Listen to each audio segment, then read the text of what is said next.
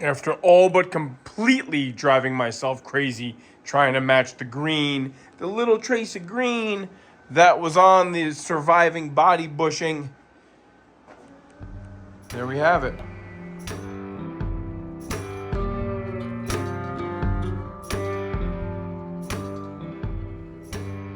Okay, so welcome to the boring, tedious world of chassis detailing. A lot of fun. I find it a lot of fun. Big J was just here and we were just going over some things. And let me show you what the list is that has gotten accomplished. This is the cross member for the Mr. Jones car. Look at the heavy pitting. I had this sandblast and I also dropped the core support off for sandblasting. Yeah, I probably should have done that before I did all the repairs because there's another couple spots I have to fix. So all I'm gonna do is sit here, turn the music on, and weld. And then, believe it or not, this area here has been painted. This has not been. So this is original bare metal, and this has been painted just to test the paint. And that's the color I'm gonna paint it. And we'll put it in the frame, and I wanna do that today.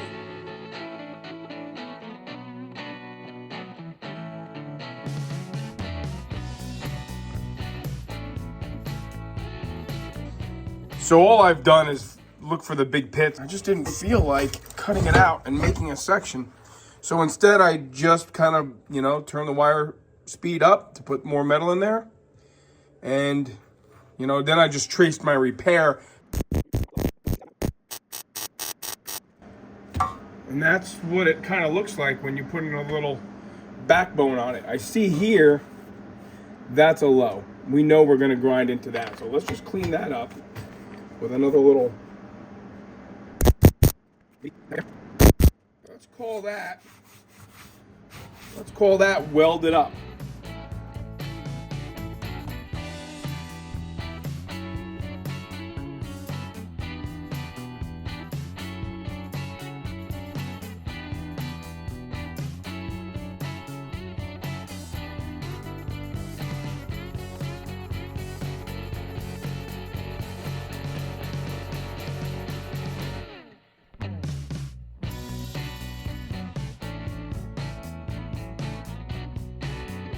I'm just gonna scuff this whole thing up, wipe it down with some thinner, and I think we're gonna paint it.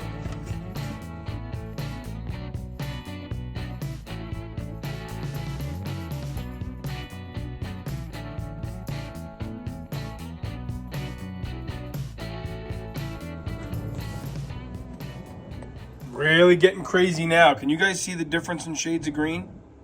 It's much more pronounced in real life. Maybe there's a better view. I went to the local True Value, and Brian and the guys there gave me a whole lot of their attention to help figure out what color. This is obviously not the right green. This is all we have to go on, guys. One of the guys there thinks it's that. Another guy thinks it's that. I thought it was this. So I guess I'll have Joe and John pick, and then we'll go with it. There we have it. There's the bushings in place. The front ones here have a green stripe, and I put the stripe so we can see it when the car's together. We'll have to move that around, I'm sure. The center one here, these are just body plugs. These are bushings that bolt, more body plugs. These are bushings that bolt. And then when this is all together, this gives you a little bit of a sneak peek. You start seeing some detail under here. Okay, and there are gonna be some green bushings under there as well. So, gonna call it a night. We'll get back to it tomorrow, maybe. But we're starting to look like something here. So this is no joke. When you get to detail and stuff, it gets really serious. Because the frame detail work, once it's buried, folks, it's buried. But let's talk about a couple other things. Front brake hose and brake line brackets. We are using original bolts. Can you see that? With that fancy M, almost looks like a New York Yankees emblem. All of these pieces of bits that we can save, we are doing so. Wire wheeling, sandblasting, cleaning, soaking in silicone. I like that PB Blaster Max, man. I love that stuff. Those brackets are on. Original fuel line and fuel hoses and clamps are on.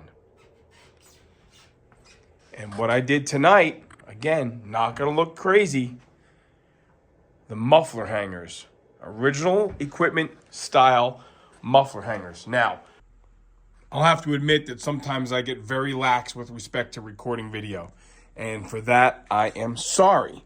Joe's asking me what I'm up to, and what I'm up to is prepping the rear control arms for their little quasi-restoration. And I've removed all the bushings out of the lower control arms. There's a lot of different ways to do it. I do have a hydraulic press. I've soaked these things in, the PB Blaster. And what I'm doing, which is working pretty well, is I'm using the press to push the bushing out of the collar. Because the collars are really, getting a socket or something to fit on there. That's going to exactly, precisely be the inside dimension of this. But that's not going to slip off and into the bushing. It was just proving to be a little challenging, and I didn't have patience for that. So what I did is I just pushed the bushing out. Then I take the Sawzall and put a scribe in the thing. And then sometimes when you put a scribe in it, you can really collapse it with a punch or a chisel real quick and knock it right out. This one was a little more reluctant to come out. This is kind of interesting, though. Get into the geek out phase here. These are control arm bushings from one side, and they happen to be from the passenger side. And they have this green and pink stripe on them. Now, nobody really knows about these because... I shouldn't say that. Nobody has said they know about these, because who's pushing the bushing out of the retainer? We're not going to go crazy and put these stripes on these bushings because, it's really one piece. So I may have glanced over some things, making it look like it's a bit easier than it is. And it is easy, but there were a little bit more things I did in order to prepare for this. Here's a big socket I had. This is for, I think it was for a Ford Explorer front hub axle nut I had in the shop days years ago. And what I did is I just ground one section of it thinner so that it would fit like right in here. Okay? So that you still have the hole to push the bearing collar, the bushing collar out. The other thing I did, which is really important, and I should not have glanced over this, I took the remainder portion of this same socket and I cut it into a collar that would fit inside here. Between these two tabs of the control arm. Because what happens is when you start pushing on this, you can literally collapse this part of the control arm. It's really not designed to take pressure that way. So I'm gonna go ahead and do this now. I'll push this bushing out. Cut that collar with the Sawzall and chisel it out. And it should go as easily as the other ones went.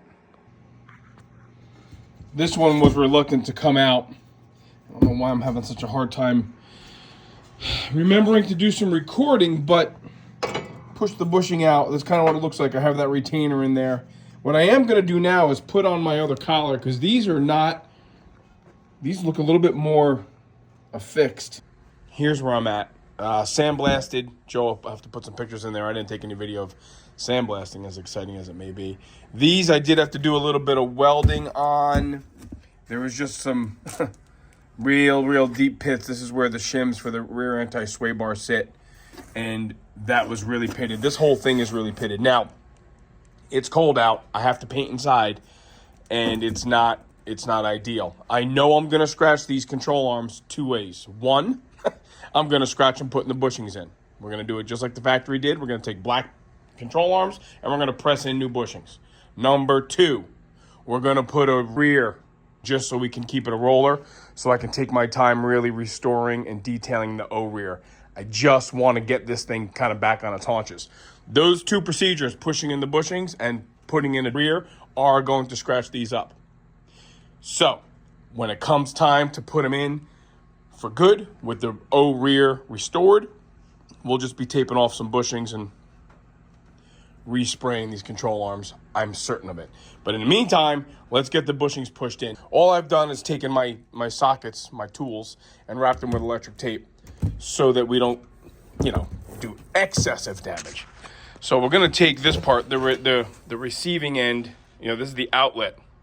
This will be the outlet of the control arm. We're going to set it in there like that.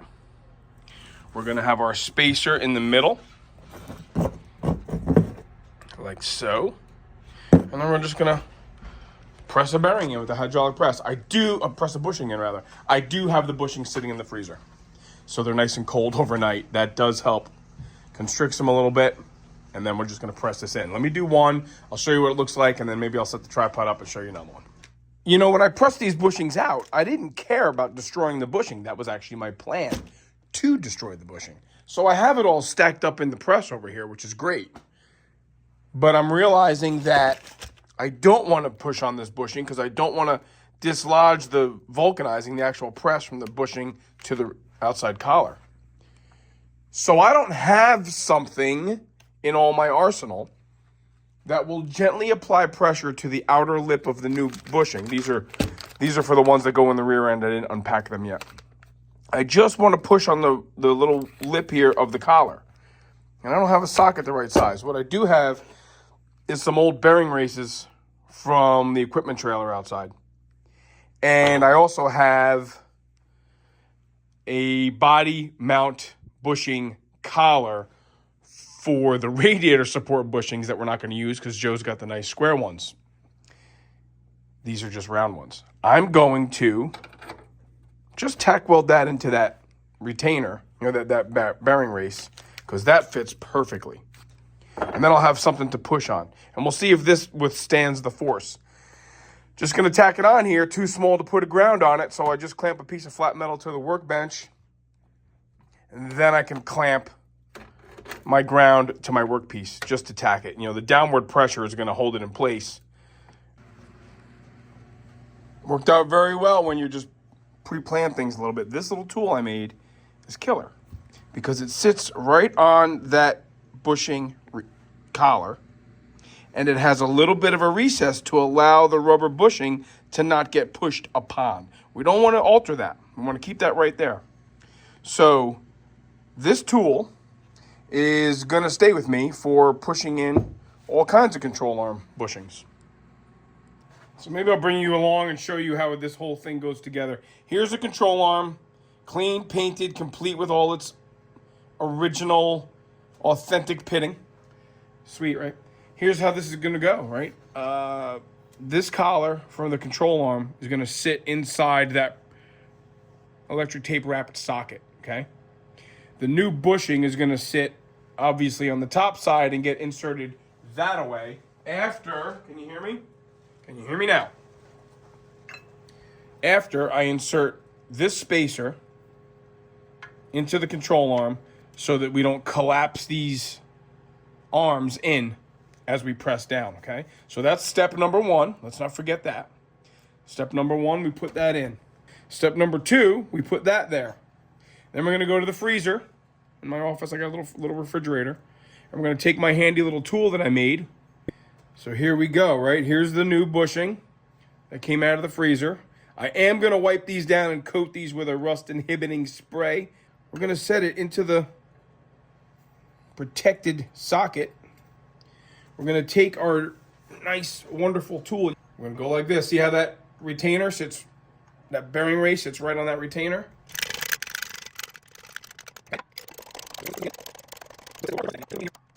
That's it. Now, what I'm starting to do is push this tool out of place. So we can definitely tell. Yeah, see, that's got a little spring to it. That's good. And there you have it. Nice and neat. Nothing got beat up. There's your new bushing.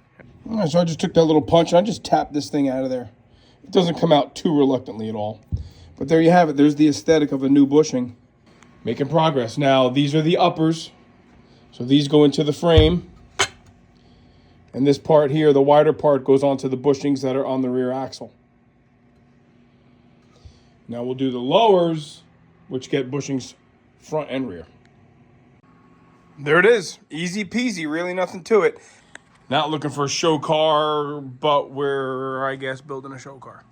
So, again, these are going to go in, and then these are going to get manipulated when we play around with the rear end game. I just don't have the space to leave this thing sitting here while I build the rear end. I want to get the body back over here. So, that's the name of the game. I'm going to put these control arms to the side, and I think we're going to get to playing with rear springs. I'm about to put the rear control arms in. Actually, I just put them in, and I'm just about to tighten the bolts. So more parts going on.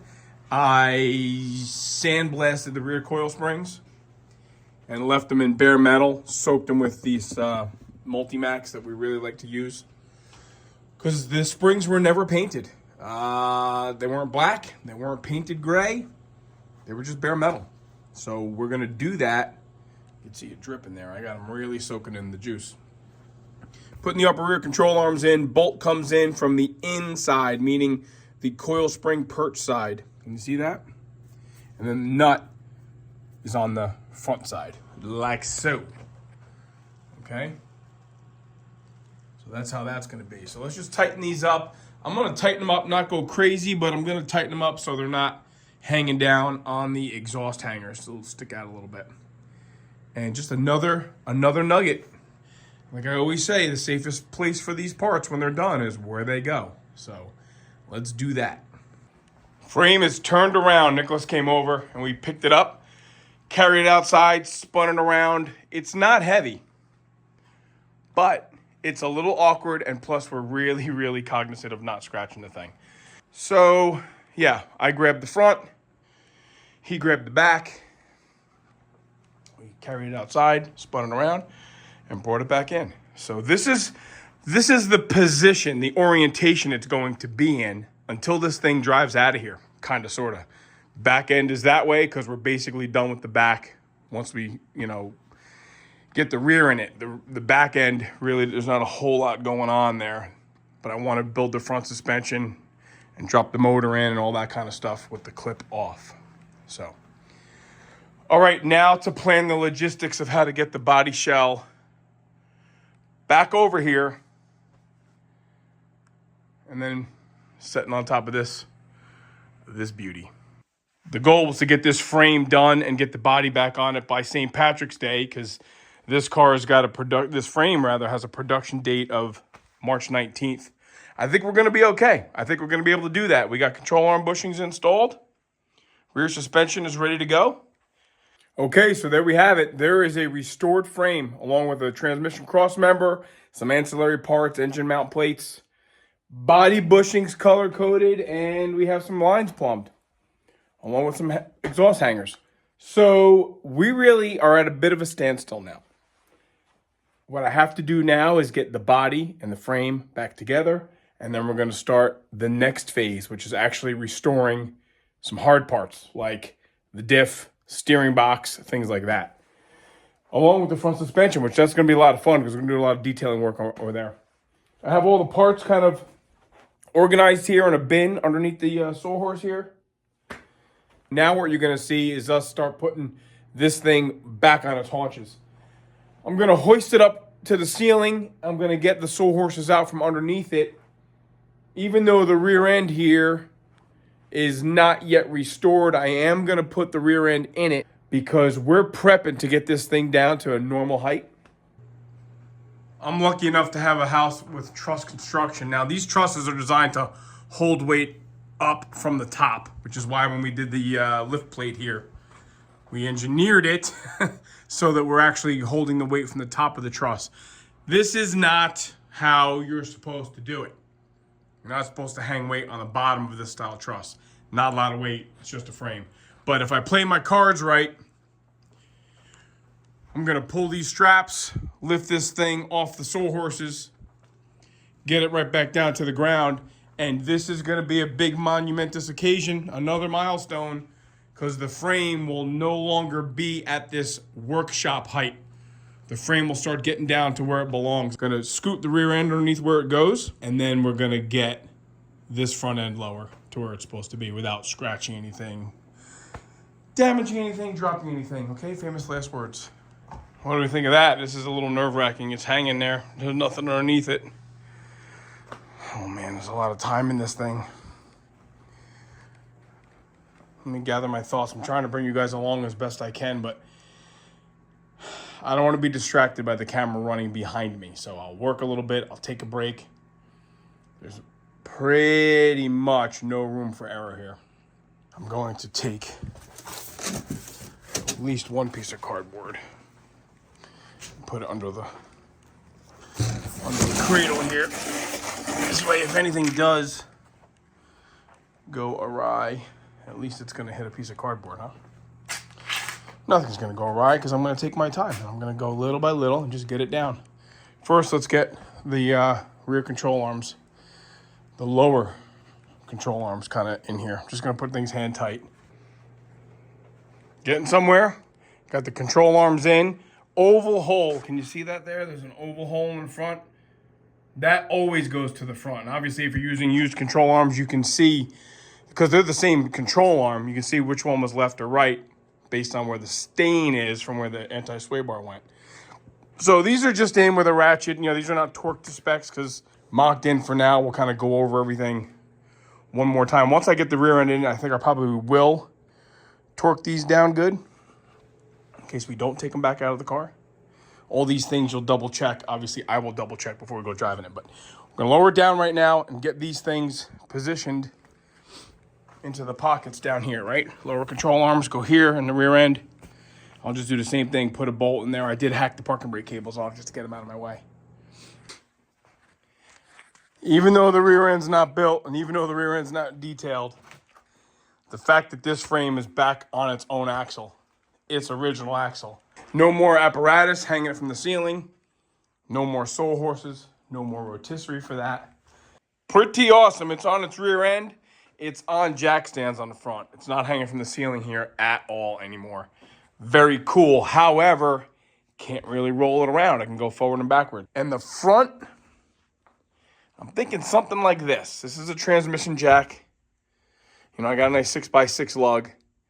And I have this pieces of angle iron. All right, 31 inches bolt to bolt. Drilled the hole. I had already had a hole in one end of that angle iron. I did put a nut between the angle iron and the frame so that the nut is what's in contact with the frame because I didn't want this to be rubbing and making damage. So it's a little bit of a bushing in there. But we're gonna take it off, cut it to length, flip it around. See how my little MacGyver situation here goes. Let's see. There we have it. That angle iron bolted to the sway bar mounts. 6x6. Ratchet strap to the tranny jack. Jack it up. Actually, our good friend Rob gave that to me years ago because he said he was done pulling trannies.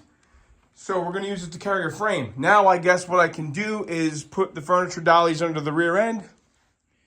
And we have ourselves a little mobile tricycle. Let's do that. So we're one step closer to being able to put this thing where we need to put it so we can get the body on it.